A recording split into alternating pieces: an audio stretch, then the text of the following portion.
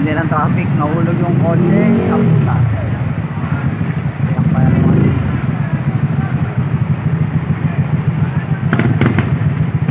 Sabi, Nangyari dyan.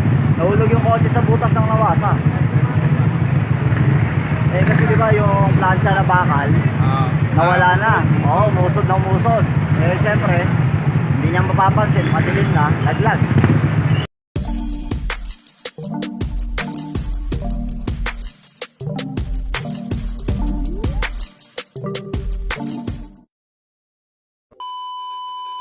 Traffic. Grabe, traffic na traffic. Madami naman nang nagbabayanihan. Kaya lang, hindi pa rin talaga nila may angat yung kotse.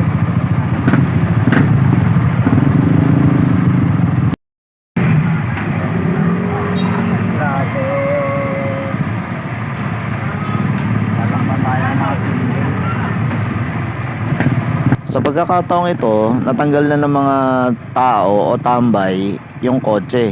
At ang nakakatuwa sa kanila ay sila na mismo ang nagbareta nung plancha para mabalik sa dating pwesto nito. Ayan na nga, kanina pa yan, hindi kami makalusoon dahil pinagbigyan na yung kabilang linya.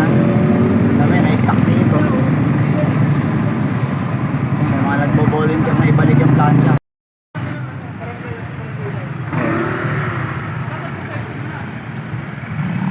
Dahil nga sa tagas ng Nawasa na yan, nahiaangat yung plancha. Kaya kanina umusod yung plancha, nalaglag na yung kotse. Kaya ganun. Traffic hanggang dito, bumubulok na nga yung tubig. Kahapon pa yan. Palibasa, syempre, hindi mo masisi yung Maynila. Ano na siya? Tawag dito? Holiday, piyesta ng patay. Kaya walang gumagawa. Ayun.